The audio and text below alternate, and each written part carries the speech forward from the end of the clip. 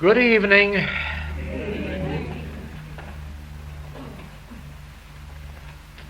That makes it official for all our students to know that we have met this evening and still on good terms. And indeed we are on this last evening of our Adelaide closed class, 1958.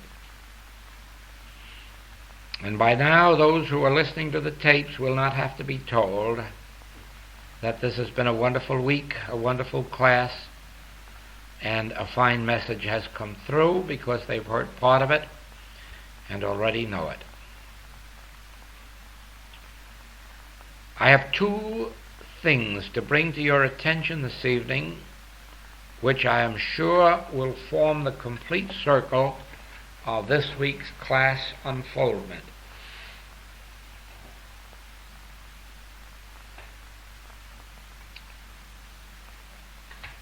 The first I am going to call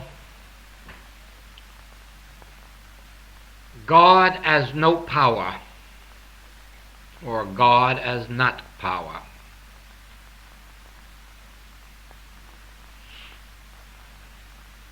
And I mean that in the sense that we are not to think of God as a power that can do something to you or for you. For that would be placing God in time and space. And God is not to be limited to time and space. In the same way, it would be putting a start on God's work, and that takes you entirely out of the realm of an infinite, immortal God. What I'm trying to convey to you is this.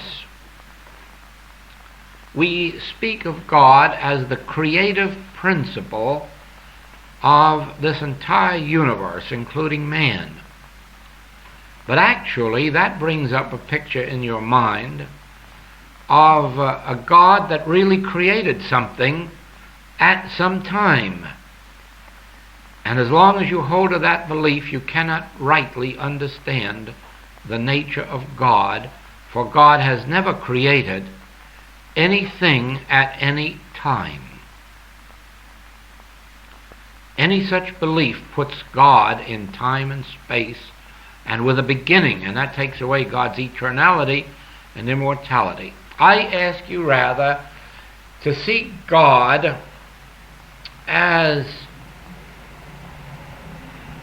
an infinite, invisible appearing as this universe, rather than as starting it, creating it, making it at a time.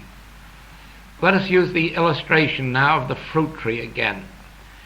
As you watch the the fruit appear on your tree, you could say, there is God in the act of creation. But that wouldn't literally be true, because that creation begun before the fruit was visible. There was fruit there when it was still in the invisible, when it was, let us say, sap in the tree. But even that wouldn't be right to say that creation began with the sap, because before there was sap, there were elements in the ground, which some action of life drew into the roots of the tree that went to form the sap that went up into the tree and formed the bud and fruit. But it wouldn't be right to say that creation began with the drawing of the substances in, because the substances were in the ground before the drawing began. And so if you keep going back and back and back again, you'll find actually that you cannot locate in time or space when that fruit began to be created that was going to ultimately appear on your tree. And really, if you'd go back far enough, you'd find that when it really began was when God began. In other words, God did not create in the sense that man can create this object. Because when you have this object, you have man, the inventor or manufacturer, and an object. But when you have this universe, you haven't got God and a universe. There's no God standing separate and apart from the universe, looking off into a universe which he created. God is the substance and law of this created universe. Therefore, it is more accurate to say God appears as this universe. God unfolds himself as this universe.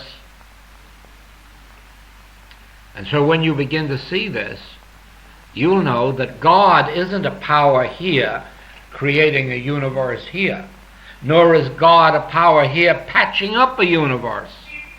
There's no such thing. God is the very life, law, and substance that appears on your tree as fruit. God is the very life, law, substance, and activity that appears in your hand as your baby. God is the very law and life and activity and substance that appears to us as ourselves, each other, and this universe. And the creating never began. It is a continuous unfoldment of God revealing himself throughout all time. When you see that, you do not think of God as a power to which you can turn now and ask God to heal this body, or put fruit on my tree, or bring me supply. You can't do that if you understand the nature of God. All you can do is realize omnipresence. The very moment you say, God is, you have prayed the prayer of all the ages that results in harmonious demonstration. God is. What is God? God is life. Whose life? Well, surely not my life and not your life. If my life, then it must be your life. If my life, then it must be the life of the tree, since God is one. Hear, O Israel, the Lord our God, the Lord, he is one. And the Master said, acknowledge only one God.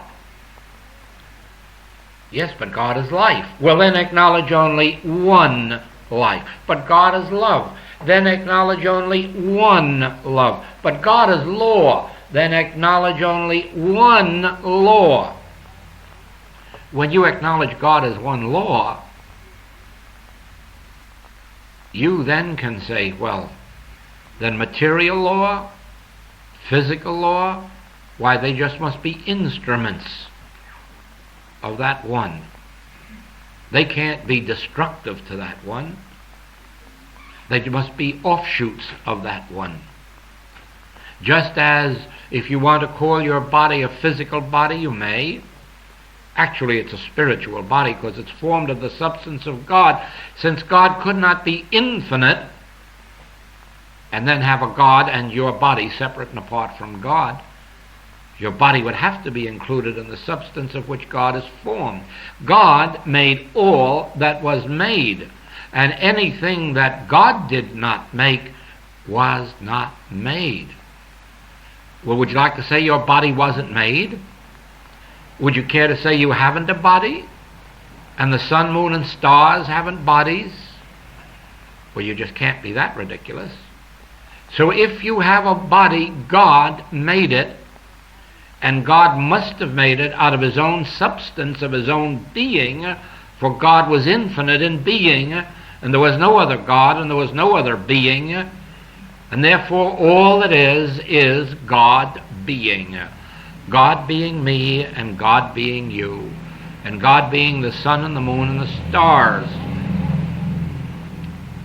Now it is true that as we look at creation, we are not seeing spirit and its formations as they really are, because we are looking out through those eyes of Adam and Eve who disobeyed the order about good and evil.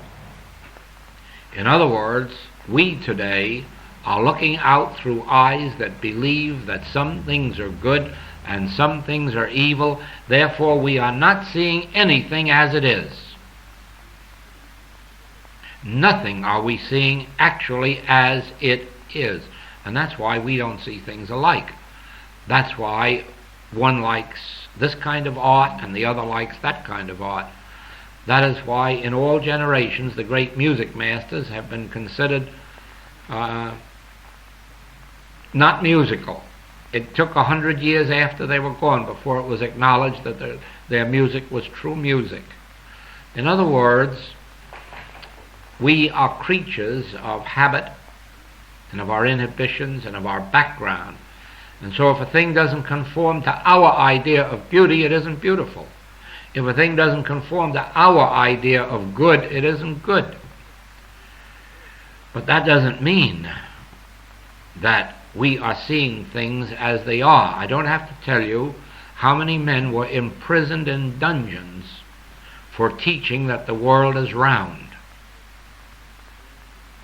And that's because the world saw it flat, and it was not going to accept anything else than the appearance that it saw through eyes. And I don't have to tell you how few years ago we grown-ups were ridiculing the nonsensical children who were looking at science fiction cartoons about people flying through space and satellites going around in the air. And now the children have a laugh on us because it's being done. You see, we are not seeing things as they are. We are seeing them as our finite senses present them to us. Only when you stop judging by appearances and begin to judge righteous judgment, that is, through your soul faculties, only then can you look at a sinner and see right in that sinner a pure, perfect being temporarily making a mistake. Only when you are looking through your soul faculties can you sit by the side of a dying person convinced that they will not die and that they will be healthy and harmonious and quickly, and watch it turn out to be so. If you were judging by your eyesight, you would say, I give up. And in that case, you could never be a spiritual healer, because almost every case that comes to you looks hopeless. The people who haven't got hopeless cases are still trusting doctors and medicine. They only start to get spiritual after the doctor has said, I can't do anything more for you. And those are the kind of cases that make up the bulk of your practice. And so you wouldn't have those cases, and you wouldn't be in it if you judged by appearances. But if you have come to discern the nature of God, you have come to see that the infinity of God makes unreal any condition unlike God itself. If you have perceived at all the nature of God, the invisible, you can never again fear what mortal man can do to me or mortal things can do to me. I remember so well a woman coming to my office in California in great tears and self-righteous horror because her husband was an alcoholic. And that would have been all right if it was only his business, but he had gotten to the place where he wouldn't work and she had to work. And not only she had to work, but she had to give him her money to buy the alcohol with. And that to her was just going a little bit too far. But there it was, and there he was at home, and the only day that he got out of bed was on her payday. And that's when he went down to the store to buy some whiskey. And she was fed up with it, and now I guess she got spiritual too, and wanted to know what I could do about it spiritually. And as I sat there talking to her, I said, you know something? It comes to me that your husband isn't an alcoholic at all, it's you. And you've almost got me being one. I don't know what you mean. Well, I said, you seem to be more afraid of alcohol than your husband. She looked at it and says, well, I am. I'm seeing what it's doing. I said, he doesn't think it's terrible. He likes it. The difference of opinion there. Yes. I said, you really do believe alcohol's bad, don't you? I certainly do. And yet the basis of our work is that there's neither good nor evil. Now what are we going to do with that? Let me put it this way. Supposing your husband wanted that money to buy Coca-Cola, would you object? No, I'd gladly go to work and he could have all the Coca-Cola he wanted. Well, then Coca-Cola is good, but alcohol is evil. So there we are back with Adam and Eve. Now I said, your husband thinks it's good and you think it's evil. Now you're deadlocked. I guess that's where you're going to stay for a while, unless you can commence to see what I see. That actually Coca-Cola isn't good and whiskey isn't bad. That there's no power in either one if all power is in God. Now I said, that's the vision the way I see it. God is the infinite all power, and beside God there is no power for good or for evil. What does that mean? What am I supposed to do? Well, you go right home and you tell your husband you've made a terrible mistake. But you don't think that whiskey is so terrible after all. He can have all he wants of it. Oh, no, that was going too far. But then she went outside, sat in my outer office a little while, came back later. She said, well, I'm not getting anywhere this way. I can't do worse that way. So I'm going to do it. But she said, it's very difficult. Try it, see. So she went home, and she waited for the proper time, and when her husband wanted whiskey, she said, oh, yes, sure, here it is. Kind of looked at her, but he made no comment. A few days later he came to her and he said, you know, there's no use drinking this stuff. They're just making wartime whiskey again. It has no power. And that's how he was ultimately free. He just couldn't drink it anymore. It just didn't give him the kick. And gradually he saw what he'd been doing. Now, that's kind of an extreme case, but it really happened. But it bears out the principle that I'm trying to bring to you, which has evolved in the infinite way. The principle is that there is neither good nor evil in any creature or form.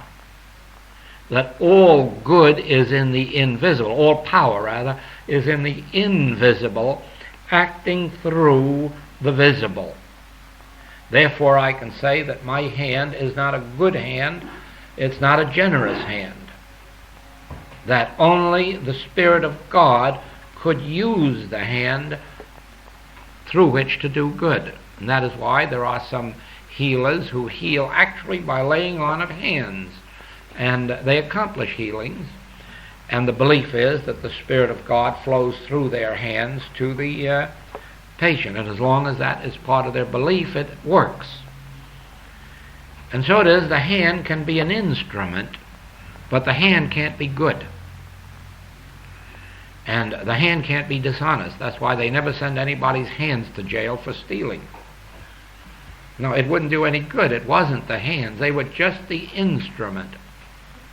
And so it is, you begin to perceive the nature of God The nature of God is an invisibility that is always appearing as visible form. And as long as you attach no good or evil to the visible form, the invisible spirit will function harmoniously as visible form. That's as clearly as I can state it. You have to get used to the idea that God is not a power that can change its course of action. God is not a power that can do something to something or for something or to somebody for somebody. God is a state of is. Another way of saying it is that God is being. And what God is being, God cannot stop being. God cannot alter its being. God is being, but God is being infinitely, immortally, eternally, harmoniously, joyously, prosperously. God is infinitely being, and God is an invisible spirit appearing as a visible universe. And if you withdraw from your mind the belief of good and evil, you will find that the invisible spirit will function visibly, spiritually, and harmoniously. As long as you attach qualities of good or evil to visible form, you create that condition. That is called the second chapter of Genesis. Originally, we lived in the first chapter of Genesis, where God formed all that was formed of himself, of spirit, and it was spiritual. Even the crops were in the ground before seeds were planted. Light was here before there was sun in the sky, because it all happened through and as God appearing. It is only when the next chapter comes along and a false sense of creation comes, which Revelation taught me is a mind creation.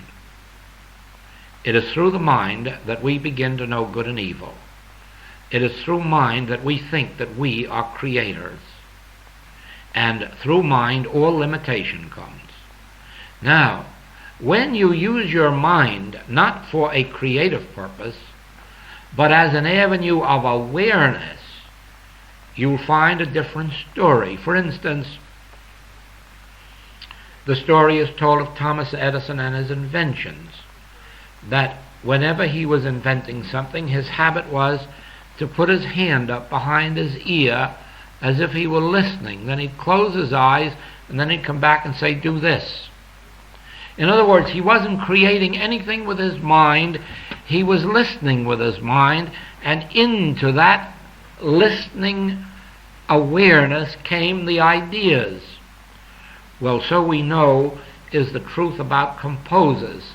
There never was a composer that invented a melody. There never was a composer that created a melody.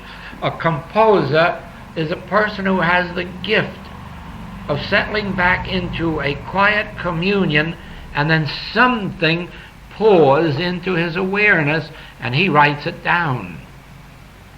And so it is with artists and sculptors.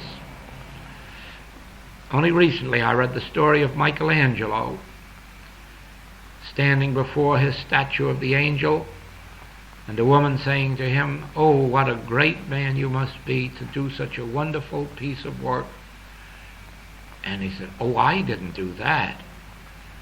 Oh, I didn't put that angel there. That angel was in the stone, and I saw it and just chipped away the parts that weren't needed."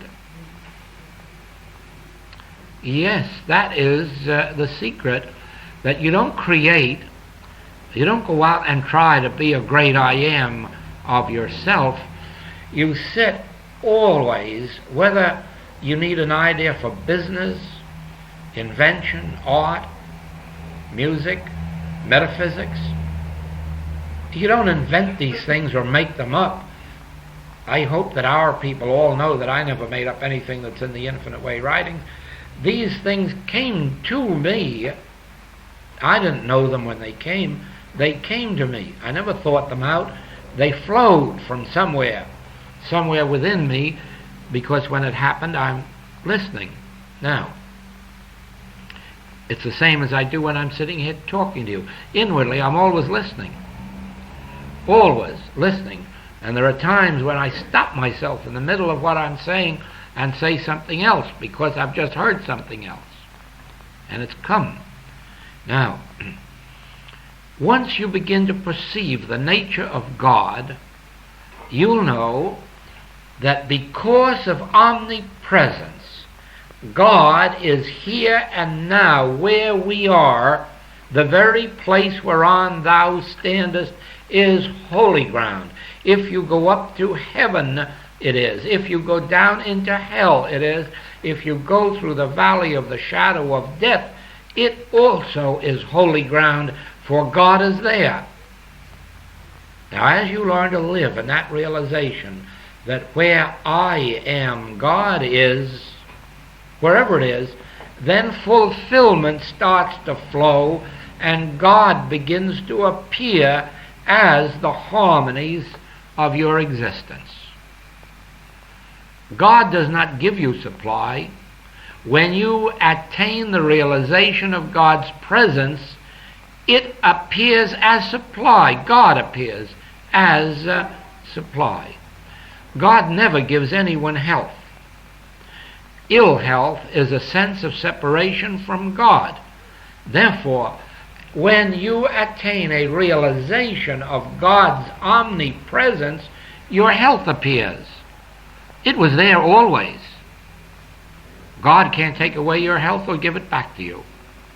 Your health is always omnipresent in God. But when you entertain a sense of separation from God, you entertain a sense of separation from health, from supply, from companionship, from home, from inspiration, from art, literature, music. But when you begin to understand that God is an infinite, invisible, divine presence, ever present where I am, and you learn to live in that, practice it, morning, noon, and night, whether or not you have any evidence of it at the moment. Something within you must tell you it's true. Where I am, God is. Whither shall I flee from thy presence? If I make my bed in hell, thou art there. And as you commence to acknowledge where God is, I am. Where I am, God is. Because we are one, not two. God is the substance, I am the form. You might just well try to separate glass from tumbler. You can't. And you can't separate God from me. But you can entertain a sense of separation. And entertaining a sense of separation acts to keep from you the realization or demonstration of God in infinite form and variety. Now, when I say then, try to see that God isn't a power in the sense of going to do something for somebody, you can look at the shrubs, the plants, the trees, and see that God is a power in the sense that without God, none of that would be there. All of that you're witnessing in your garden is the presence of life, which means the presence of God. And it is the presence of God that is the maintaining and sustaining influence. But don't think that all of a sudden you can say, now God, how about doubling up the crop on my tree? Or how about... No. You can't... There's another thing. You cannot use God. Don't let anybody think that you can use God or use truth. You can't. You can let yourself be used by God. You can be an instrument showing forth the glory of God. But you can't use God or you'd be greater than God. That isn't true. Now, and never will be. But you can contemplate, and that's what we're coming to next. Contemplative prayer. And you know that's what we've been doing here all evening. Contemplative prayer. The contemplation of God and the things of God is our form of prayer. At least it is one of our forms. There are many forms of prayer. The highest is when this is all so clearly established in you that you no longer have to go through it as a mental process, when your prayer becomes merely sitting back and being completely a blank. And then the whole of God begins to pour through you. That is the highest form.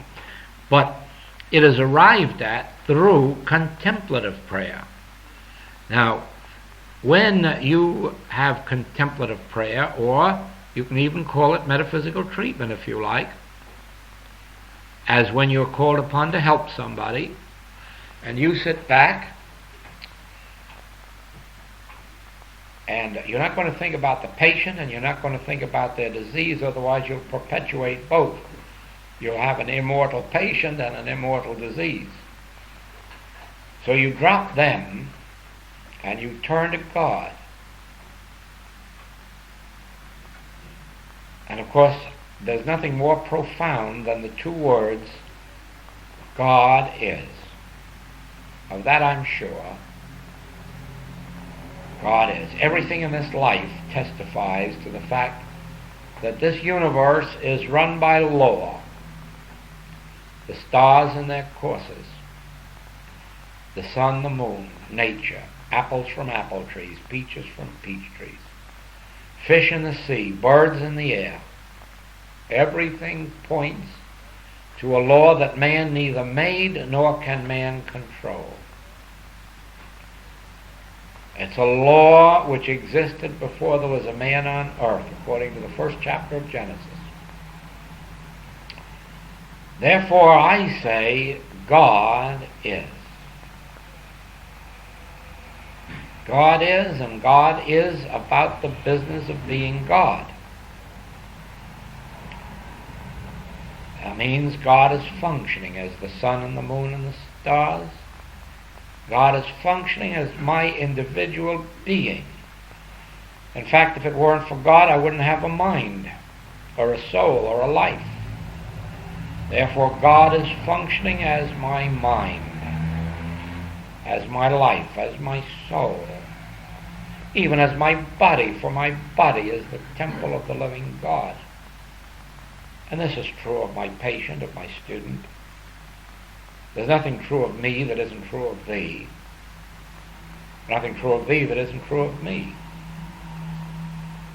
God is, I'm sure of that.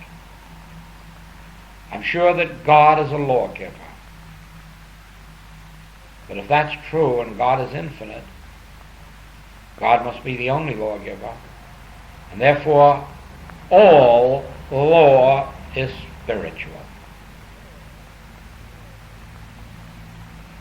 Then I need have no fear of material law.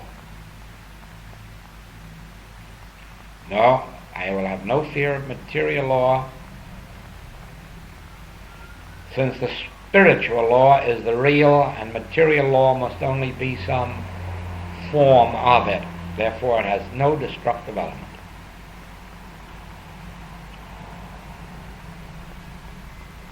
God is, of that I'm sure. God is the power that formed this universe and maintains it and sustains it. Once upon a time, the church taught that this universe was 7,000 years old. Now we're finding skeletons that are 100 million years old. So evidently this universe was here before churches. So there must have been a God here before churches too. And it must have been one universal God, because it seems to have operated in North America, South America, Europe, Asia, Africa. So it wasn't a Jewish God, Muslim God, Christian God. It was just God. God, the one. God, the one power. The one power. And if God is the one power, there are no other powers. So I need not fear any power of disease. I need not fear any power of climate or of weather. Oh yes, yes, I well know that in this human world there are two powers, good and evil.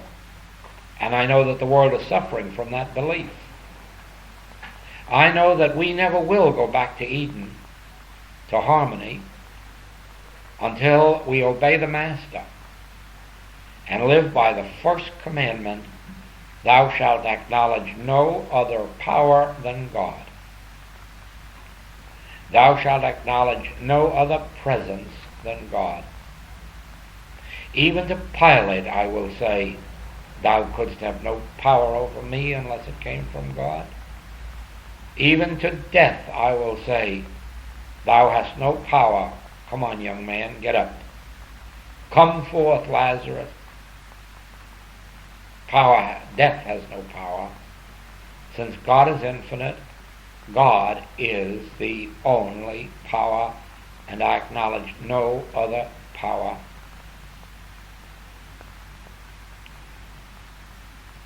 God is life. I'm convinced of that. Then I'm convinced that the immortality of God means the immortality of life. Well, then why should I fear disease? Would it have any power over God? And God is the only life there is, and that life is immortal. Why then should I fear the power of disease? Oh, certainly, I know all the world's claim that disease can kill you. But can it if my life is God, or if God is my life? Can it? No, of course not. And the Master said, you never will know immortal life until you lose that personal sense of life. You have to lose your sense of life and believe that you have a life of your own which began in 1880, 1890, 1900. You have to give that up and claim that the only life I have began with God, for it is the life which is God. God is life. God is the life of my being and of my body. God is the life of my orchard and of my ranch. God is the life in my garden. And I know no other life. I know no life divided, says the hymn. Only one life. That life is God. I don't need any God power to preserve life. For God power is life, and life is God power. I don't need any God power to heal disease. What for? What can disease do? It certainly can't touch the life of God, and I have no other life. Nor have you, nor he, nor she. I shall not fear any form or effect, because I know that actually God made all that was made, and all that God made is good. Why then should I fear any creature, any form or effect? If I can see it, hear it, taste it, touch it, or smell it, I must not fear it, for there is neither power of good nor evil in it. What a blessed revelation. I must not love, hate, or fear anything that I can see, hear, taste, touch, or smell. I can enjoy the good of life. I can use all that which is given to us for our use, but I must not indulge love, hate, or fear. For the power of good or evil is not in it. All power is in God. All power is in the invisible, appearing as visible form. Therefore, all visible form reflects and expresses the divine power of the invisible creative essence, substance, law, activity. A heart does not give me life, but the life which I am functions my heart. The digestive and eliminative systems cannot give me health. But the health of God which I embody functions my digestive and eliminative organs. My muscles cannot have strength, but the Spirit of God which functions my muscles has the strength and is the strength of my muscles. The health of God, the invisible Spirit, is the health of my visible form, for these are one and not two. The secret word is omnipresence. The Spirit of God is within me, functioning in every organ of my body, functioning in every cell of blood, functioning in every bit of tissue and hair. God the invisible is appearing visibly as form. And God is not separate from the form He creates, any more than God is separate from the times and the tides and the suns and the moons and the stars. God is the invisible substance, law, cause, and activity, and all these things are the forms as which God appears.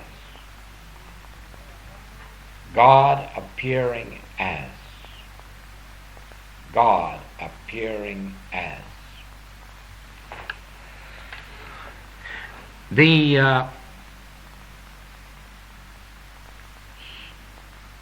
deep class books,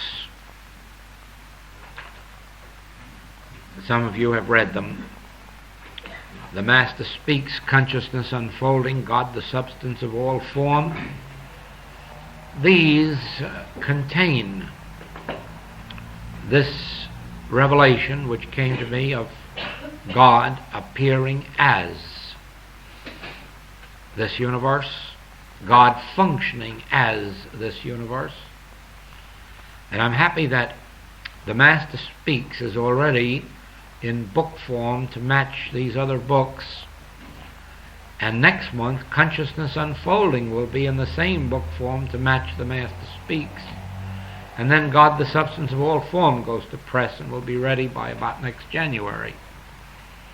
So eventually, every one of our writings will be in these matched book forms. Now,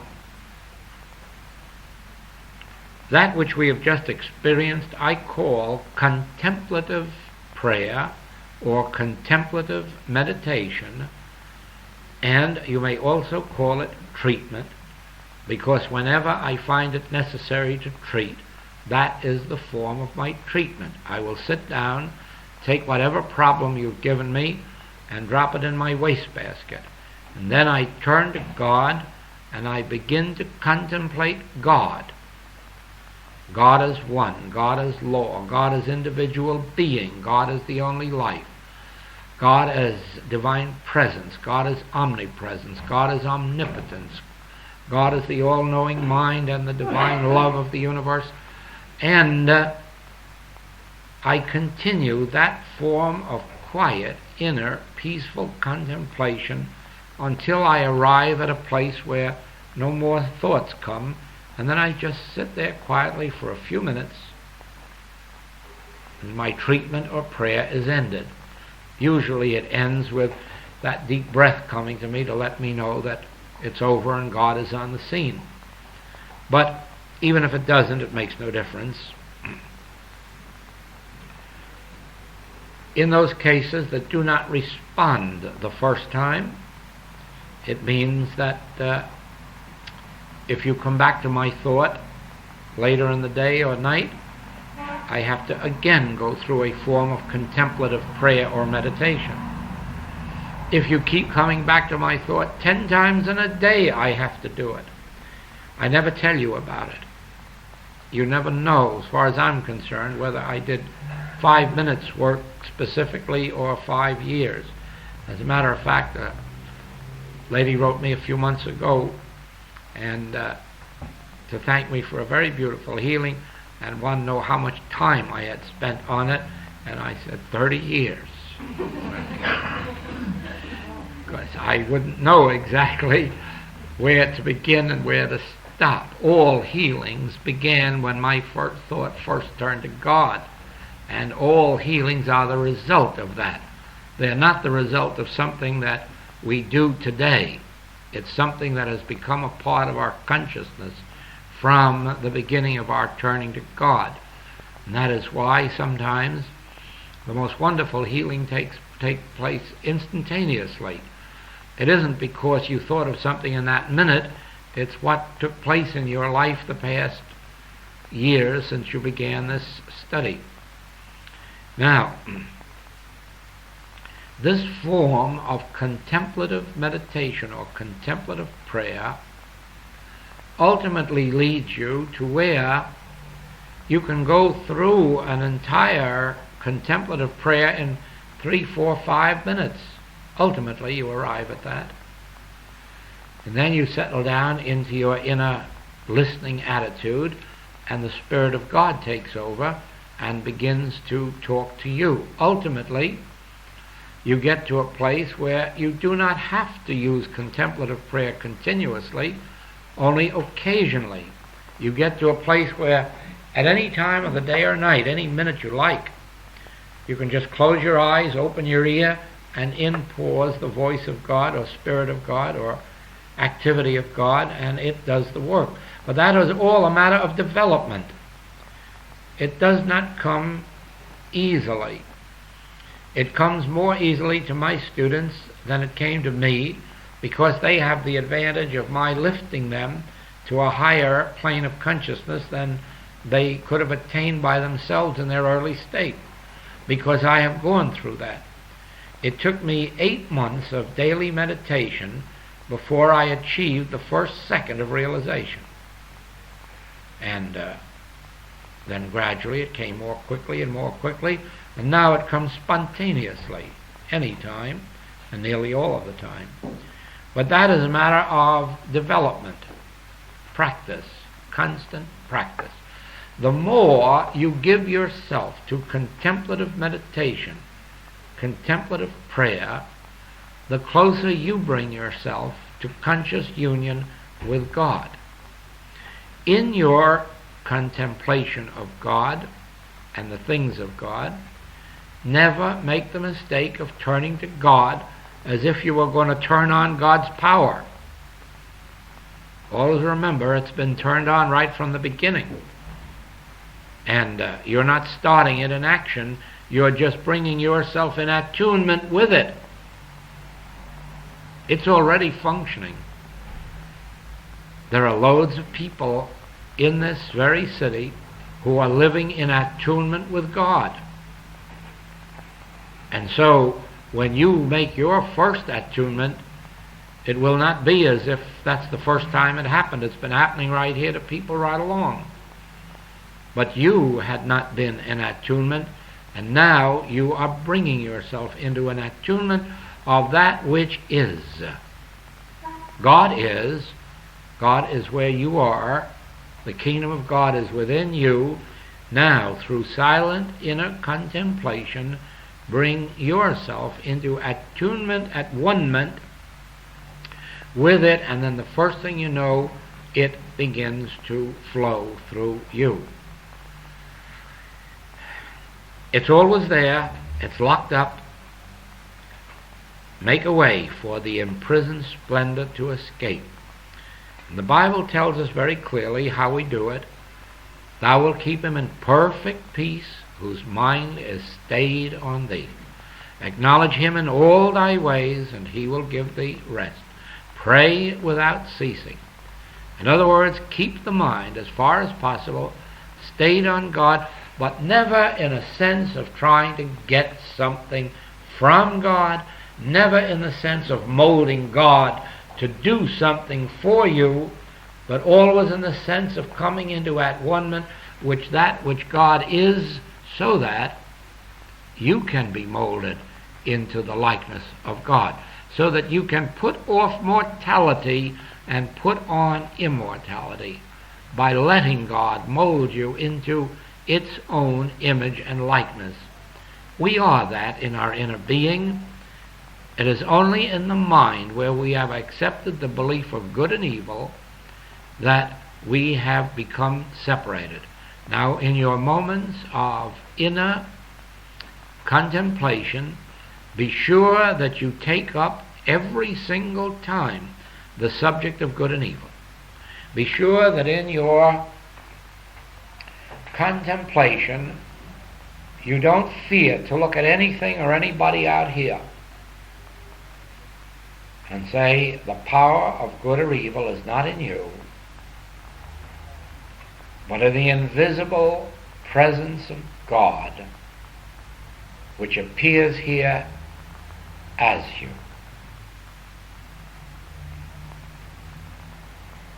You may be the tumbler, but the quality is in the glass.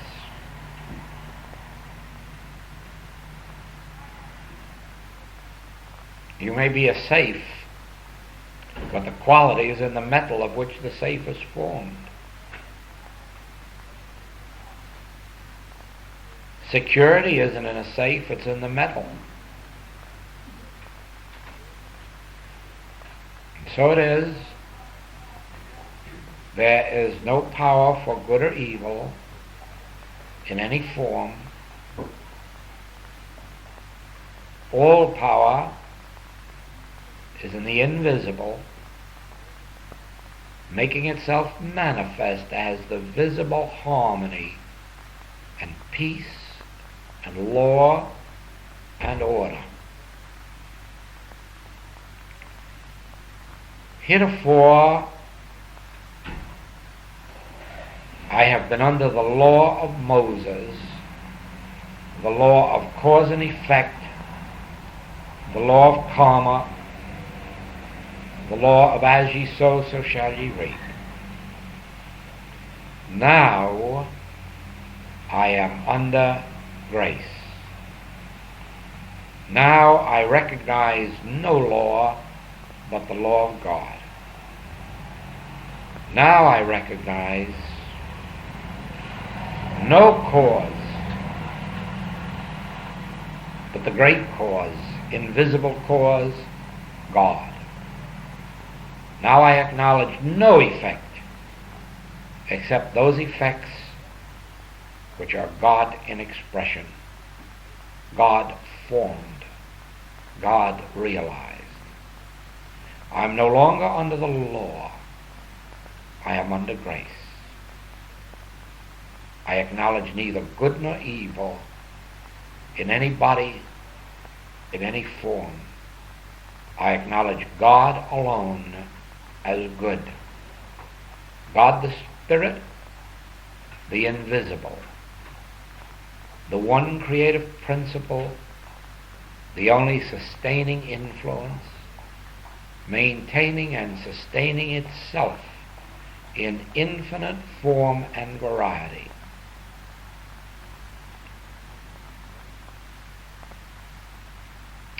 This claim that presents itself to me, I treat it as the Master does, with disdain, with divine indifference, acknowledging that it could have no power over me, or my patient, or my student, or my world, unless that power were a God-derived power.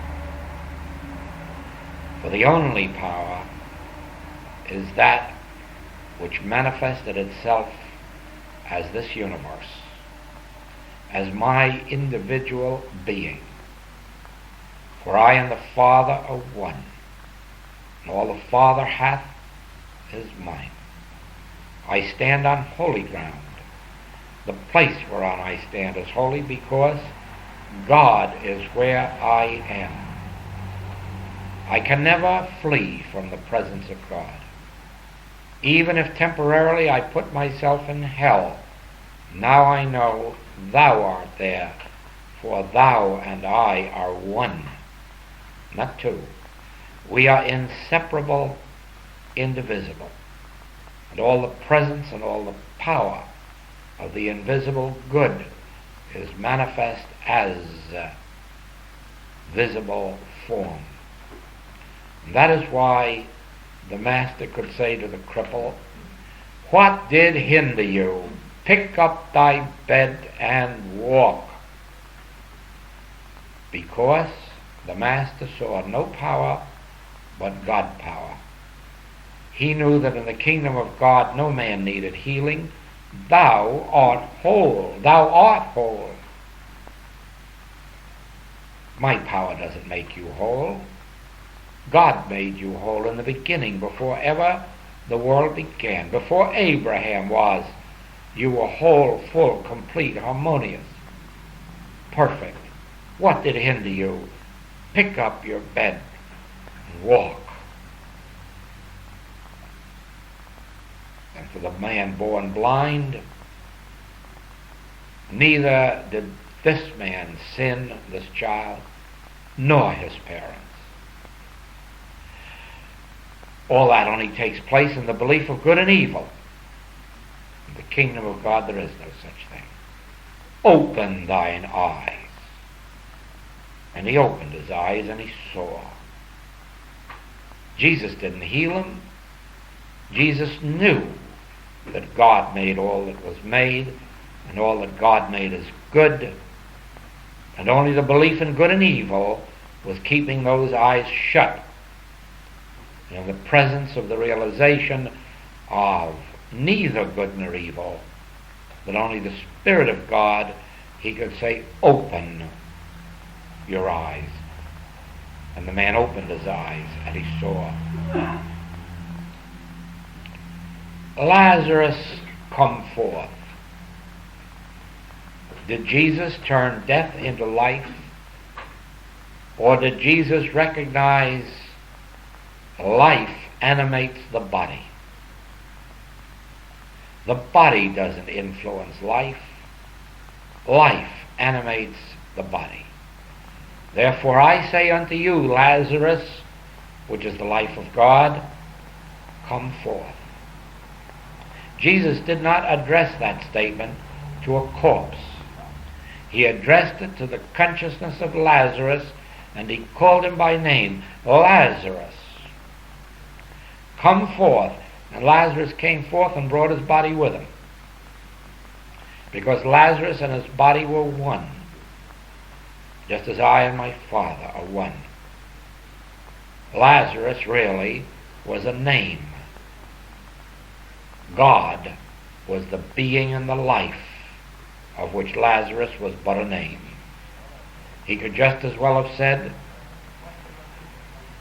Jones, come forth. He would have been talking to the same consciousness, because the consciousness of Lazarus and the consciousness of Jones, they're both God. And so he was just saying to God, come forth and pick up that body as you do and bring it out with you. Yes, never turn to God as if you expected God to become a power to do something that God isn't already doing. Only the belief in good and evil kept Lazarus' body locked up as a corpse. And when Jesus addressed the consciousness of Lazarus, he was virtually saying the power of good or evil is not in you, in that body. All power is in God. Come forth. And so it is. I say to you, the disease or the condition that you are fearing is not a power except in the belief that there are powers called good and evil. And that in proportion as you will relinquish all belief in good or evil in form and realize that all power is in the invisible spirit, your diseases will quickly or gradually vanish from you. They will vanish in proportion to your acceptance, practice, and finally realization of this truth. First, you must accept. You must be able to feel in your heart that what I'm saying is true. Then You must be willing to go out and practice it.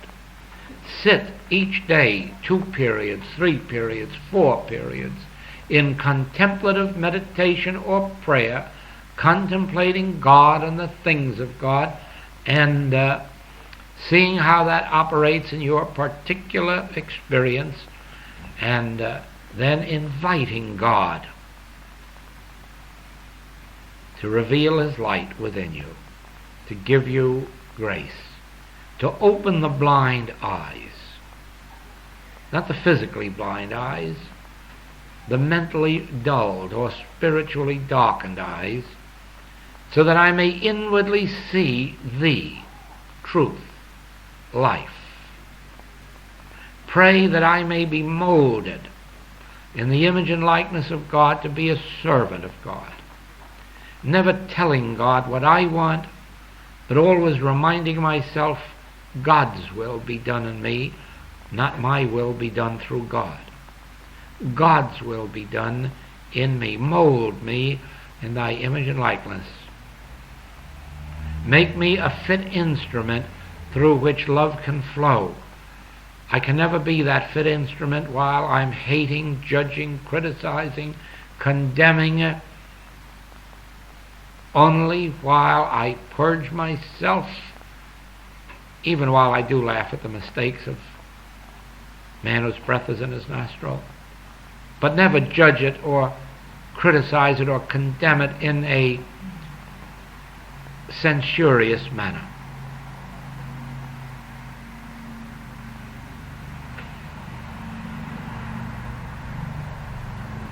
Love thy neighbor as thyself. Forgive 70 times 7.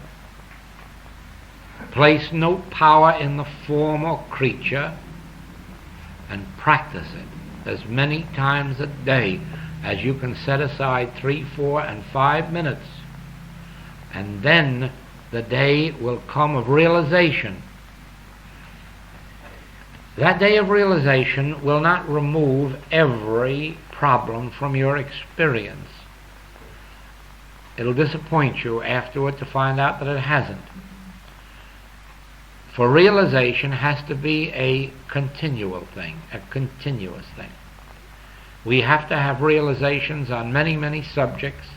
We have to have realizations almost every day of the week.